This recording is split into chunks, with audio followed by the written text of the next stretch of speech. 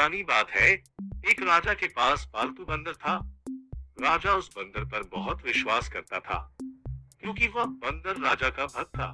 बंदर राजा की पूरे मन से सेवा करता था, लेकिन बंदर बिल्कुल मूर्ख था। उसे कोई भी काम ठीक से समझ नहीं आता था। राजा जब भी विश्राम करता, बंदर उसकी सेवा के लिए हाजिर हो जाता था, उसके लिए हाथ पंखा चलाता था। एक दिन की बात है, जब राजा सो रहा था और बंदर उसके लिए पंखा चल रहा था, तभी एक मक्खी भिनभिनाते हुए राज के ऊपर आकर बैठ जाती है। बंदर उस मक्खी को पंखे से बार बार भगाने की कोशिश करता है, लेकिन मक्खी उड़कर कभी राजा की छाती पर, कभी सिर पर, तो कभी जांघ पर जाकर बैठ जाती थी। मूर्ख बंदर काफी समय तक ऐसे ही मक्खी को भगाने की कोशिश करता रहा, लेकिन मक्खी वहां से जाने का नाम ही नहीं ले रही थी। ये देखकर बंदर को क्रोध आ जाता है और वह पंखा छोड़कर तलवार निकाल लेता है।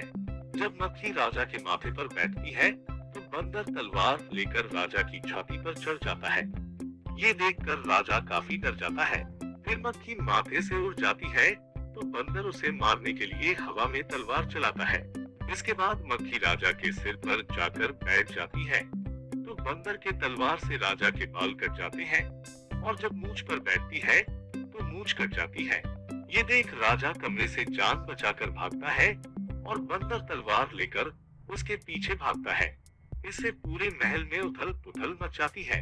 कहानी से सीख। इस कहानी से ये सीख मिलती है कि किसी मूर्ख को ऐसा काम न सौंपे जो बाद में आपके लिए ही खतरा उत्पन्न कर दे।